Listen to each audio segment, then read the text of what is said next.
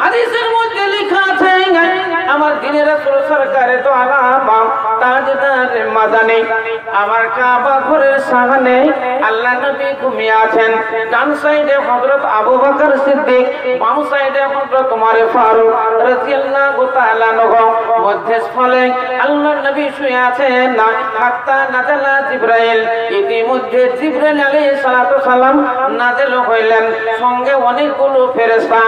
একজন ফেরেশতা বলল, এ জিবরাইল, মধ্যস্থলে যিনি ঘুমান না মান হুয়া, ওই ব্যক্তিকে?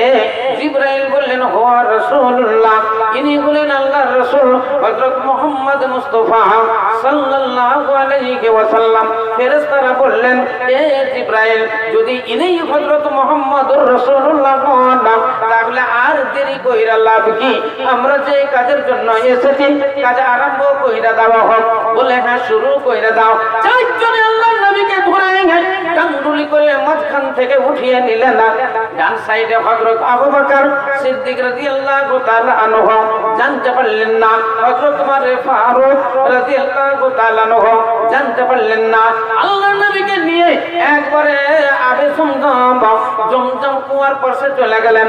আপনারা যারা হাজী সাহেব, যারা উমরা হজ করেছেন, যারা হজ করেছেন, তারা দেখেছেন কাবা ঘরের পাশে বেশি দূরে জমজম নয়, যেটা সাফা মারওয়া ধরতে গেলে জমজম কুয়াটা দেখতে পাওয়া যায়।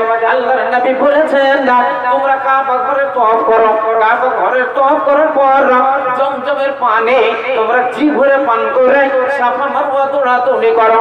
তোমাদের হজ কবুলের জন্য, তোমাদের হজ মুকাম্মাল করার জন্য কাবা ঘরে তওয়াফের পরে পরে তোমাদের সাফা মারওয়া দৌড় জরুরি, এটা তোমাদের করতে হবে।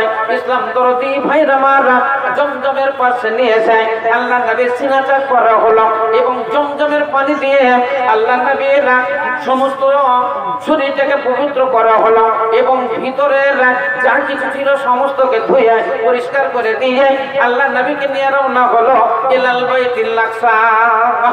আকসা মসজিদ, যেটা মসজিদে আকসা নিয়ে বিশাল ঝামেলা চলছে, আপনারা শুনতে পাচ্ছেন। ফিলিস্তিনের সঙ্গে যে বিশাল যুদ্ধ চলছে এই আকসা নিয়ে। এই বাইতুল আকসা, এটা হলো আল্লাহর ঘর, এটা হলো মুসলমানদের জায়গা।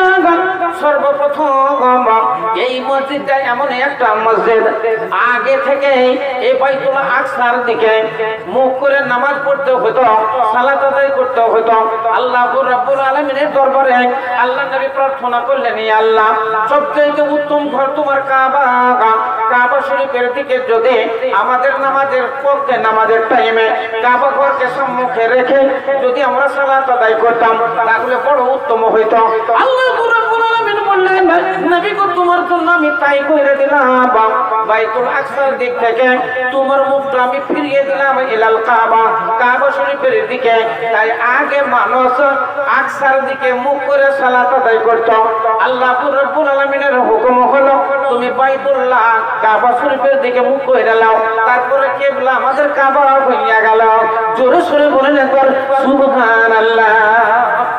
এই কাবা আমাদের আল্লাহর ঘর।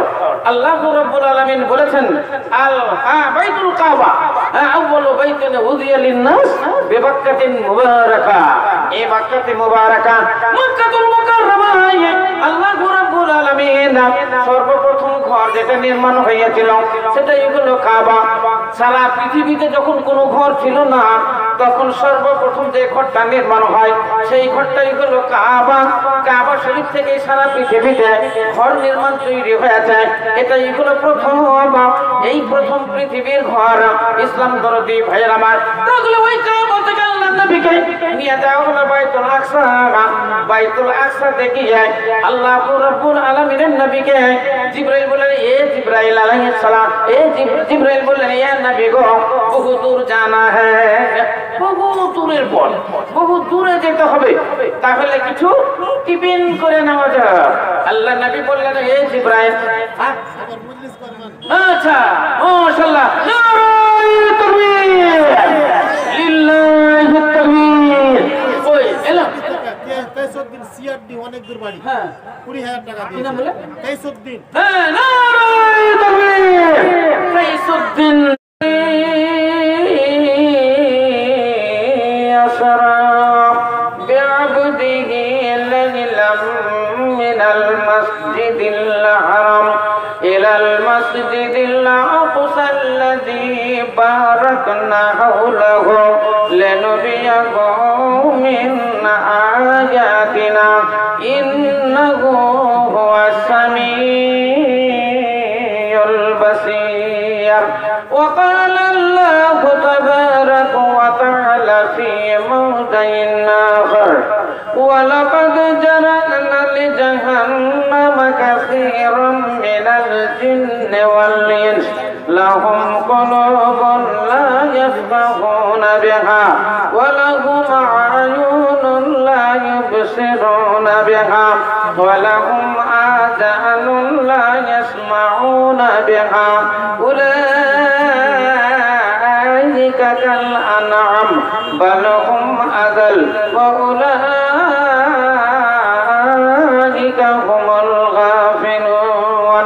وقال الله تبارك وتعالى في موضع آخر مثل الذين ينفقون أموالهم في سبيل الله كمثل حبة أنبتت 7 سنابل في كل سنبلة 100 حبة والله يضاعف لمن يشاء والله واسع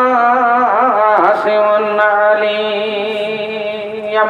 نعرہ تکبیر জোরে জোরে লিল্লাহি তাকবীর। জীবন রে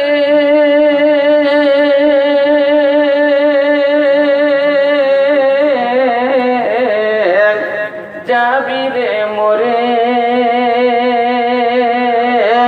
যাবি রে মোরে জীবন রে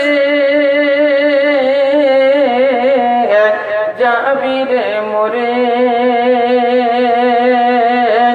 আসবি না ফিরে।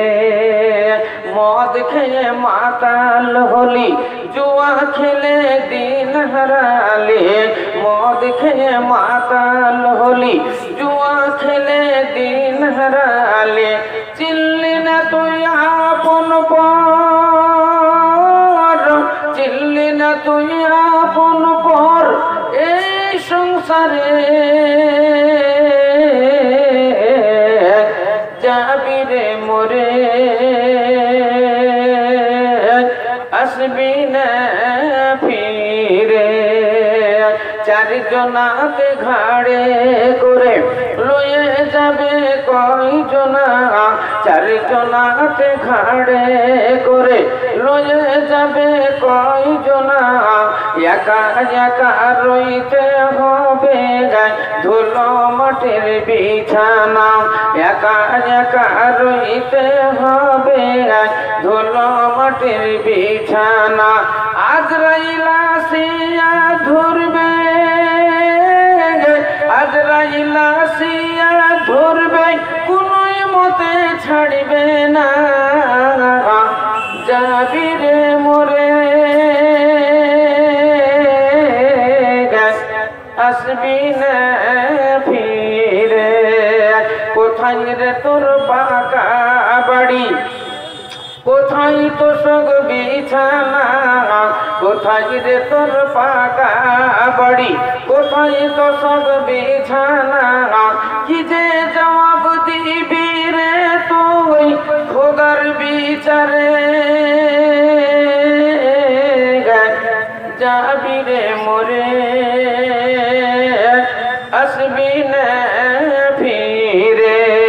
সময় আছে তোবা কর ছাড়বি রে তুই বাড়ি ঘর সময় আছে তোবা কর ছাড়বি রে তুই বাড়ি ঘর নিজে নিজে চিন্তা কর এই ব্যাপারে। যাবি রে মোরে যাবি রে মোরে যাবি রে মোরে আসবি না ফিরে। बदलेगा ज़माना बदलेगा ज़माना लाख मगर कुरान न बदला जाएगा कौले मोहम्मद कौले खुदा है कौले मोहम्मद कौले खुदा फरमान न बदला जाएगा बदलेगा ज़माना लाख मगर कुरान न बदला जाएगा। श्रोतियों আজকের এই মহতি সভার যোগ্যতম সভাপতি মহাশয় ওলামায়ে কিরাম মুআজ্জাজ হাজিরিনে জালসা পর্দার অন্তরালে আরো রাস্তাঘাটে এদিকে সেদিকে ছড়িয়ে ছিটিয়ে থাকা অবলা ও সরলা মা ও ভগ্নীগণ প্রশংসা মাত্রই আল্লাহর যার প্রশংসা ও গুণগান করে শেষ করা যাবে না তাই ভক্তি সহকারে আমরা একবার বলি আলহামদুলিল্লাহ।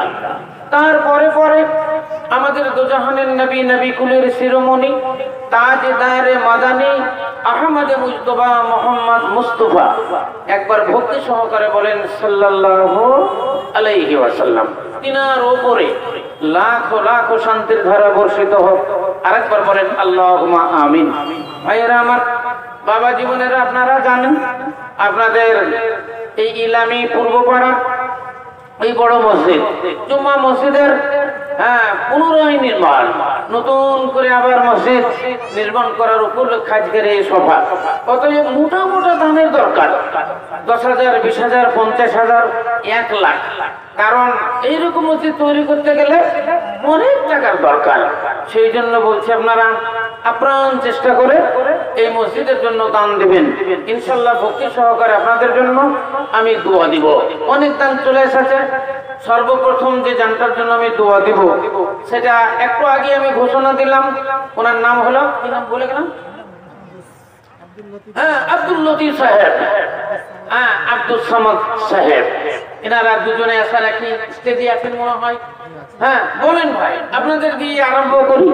লোক দেখুক যে এনারা আল্লাহ রাস্তাতে দান দিয়েছে, আমাদেরকেও দিতে হবে। মসজিদের জন্য আপনারা বলবেন, ইনশাআল্লাহ দোয়াই খায়ের হবে। আসেন একটু আইসেন বলেন ইনশাআল্লাহ। নারে তাকবীর, মারহাবা মারহাবা বলেন ভাই। আসেন, লতিফ সাহেব আছেন, দাদা আছেন, আপনার জন্য দোয়াই খায়ের দিই। তারপরে আমরা কালেকশনটা শুরু করব। সবাই দিবে, সবাই দেওয়ার জন্য প্রস্তুত আছে। সবাই জানে কি যে আমাদের এই মসজিদে দিতে হবে, যেহেতু আল্লাহর ঘর আমাদের নির্মাণ করতে হবে, আল্লাহর ঘর আমাদের বানাতে হবে। আউযু বিল্লাহি মিনাশ শাইতানির রাজিম। বিসমিল্লাহির রহমানির রহিম। সুবহানাল্লাযী আসরা বিআবদিহি লাইলাম মিনাল মাসজিদিল হারাম ইলাল মাসজিদিল আকসা আল্লাযী বারাকনা হাওলাহু লিনুরিয়াহু মিন আয়াতিনা ইন্নাহু হুয়াস সামিউল বাসীর। মহান আল্লাহ রাব্বুল আলামিন এই সূরাটায় গোটা ইসরা আল্লাহ নবী যে মেরাজ তিনি এই পৃথিবী থেকে সশরীরে আরশে মুআল্লাকা পর্যন্ত তিনি যে ভ্রমণ করেছিলেন, 7 আসমান ভ্রমণ করে মহান আল্লাহ রাব্বুল আলামিনের দিদারের জন্য, আল্লাহর সাক্ষাতের জন্য তিনি আরশে মুআল্লাকা পর্যন্ত তিনি ভ্রমণ করেছিলেন। আল্লাহ রাব্বুল আলামিন এই ঘটনাটা এই সূরার ভিতরে আল্লাহ রাব্বুল আলামিন বর্ণনা দিয়েছেন। হাদিসের মধ্যে লেখা আছে, আমার দ্বীনের রাসূল সরকারে তো আলাম তাজদারে মাদানী আমার কাবা ঘরের সামনে আল্লাহ নবী ঘুমিয়ে আছেন। ডান সাইডে হযরত আবু বকর সিদ্দিক, বাম সাইডে হযরত ওমর